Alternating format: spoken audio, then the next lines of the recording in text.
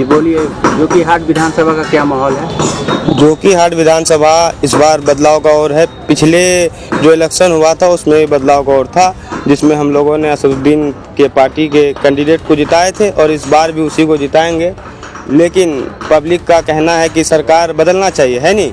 तो मेरा भी कहना ये, सरकार बदलना चाहिए, लेकिन सरकार बदलने में कहीं ना कहीं पर कठिनाई हो सकती है, इस वजह से कि जनाब बैरिस्टर असदुद्दीन अवैसी साहब के पार्टी से गठबंधन नहीं होने के कारण। क्योंकि असदुद्दीन साहब ने बहुत बड़े दिल दिखाए। दिल इसलिए दिखाए कि 4 विधायक को उनका तोड़ करके आरजेडी वालों ने शामिल किया।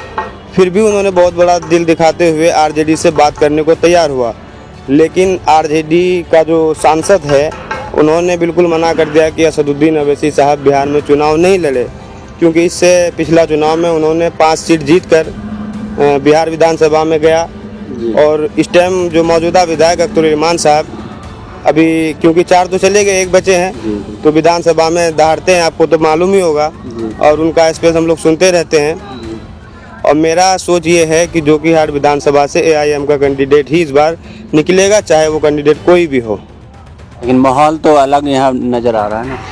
माहौल इसलिए अलग है क्योंकि जोकीहाट से सरफराज साहब भी हैं, शहनवाज साहब भी हैं, क्योंकि वोट बटेंगे। लेकिन ज़्यादातर लोग जो है असदुद्दीन अवैसी साहब को ही सपोर्ट कर रहे हैं। ये चीज़ हम गांव में घूमते भी हैं, इसको हम देखे भी हैं। फिर मुसलमान क्यों नहीं समझ रहा कि असदुद्दीन अवैसी हमारे लिए बात करते हैं, हमारे लिए लगते हैं, फिर उन्हें बीजेपी का बीटम कहा जाता है?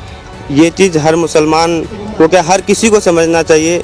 एक ऐसा सांसद है जो असदुद्दीन अवैसी साहब, जो पार्लियामेंट में मुसलमान के ही लिए नहीं बल्कि हर किसी के लिए और हर मुद्दे पर बात करते हैं।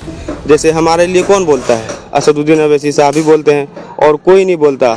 बाकी इस टाइम जो सांसद हैं हमारे अररिया के, वो जाते हैं, अभी एक वीडियो बहुत तेज़ी से वायरल हो रहा है उनका, वो नींद में हैं, उसमें कोई लगाया है कि उठिए, काफ़ी टाइम हो गया, काफ़ी देर से सोए हुए हैं, लेकिन वो सो गए। क्यों? कि नेता जो है बोलने वाला और काबिल होना चाहिए। जैसे देख लीजिए असदुद्दीन अवैसी साहब को, एक अकेले पार्लियामेंट में इतना बोलते हैं कि सब हैरान में होते हैं कि बोलेंगे तो बोलेंगे क्या, और हर मुद्दे पर बात जो करते हैं वो असदुद्दीन अवैसी साहब ही करते हैं। तो क्या लगता है इस बार यहाँ चुनाव में बिहार में कितना सीट एआईएम जीत पाएगी? बिहार में इंशाल्लाह इस बार पिछले इलेक्शन से बढ़त बनाकर एआईएम अपने उम्मीदवार को भी उतारेगी और कामयाबी भी हासिल करेगी। अल्लाह जीतने के बाद तो फिर चले जाते आरजेडी में। देखिए, पब्लिक भरोसा जताता है, लेकिन इस वजह से कि असदुद्दीन अवैसी साहब को हम सपोर्ट करें।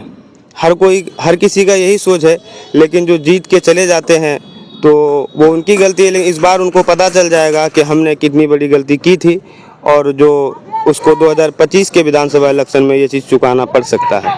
4 विधायक चले गए, लेकिन अमौर का जो विधायक बचा वहाँ भी असदुद्दीन अवैसी ने जो वादा किया था अपने फंड से, असदुद्दीन अवैसी जो अपने इंडस्ट्री चलाते हैं हैदराबाद में, उनका कोई नहीं आया ना इंडस्ट्री। देखिए, इंडस्ट्री कैसे नहीं आया? आपका जो वो खाड़ी पुल काफ़ी टाइम से लंबी, लगभग 15 या 20 साल से मान लीजिए बना नहीं था, तो उसका टेंडर पास करके उसका काम भी चालू करवा दिए हैं। और रसैली बहुत सारे पुल पुलिया अमौर विधानसभा में जनाब अख्तर रहमान साहब ने वो काम करवाए। हम लोग तो खैर वहाँ के हैं नहीं, लेकिन आए दिन सोशल मीडिया के माध्यम से हम देखते रहते हैं उनका सारे चीज़ को, कहाँ क्या हो रहा है, नहीं हो रहा। तो अगर देखा जाए तो सबसे ज़्यादा अगर काम कहीं हुआ है बिहार के अंदर में तो वो अमौर विधानसभा क्षेत्र है।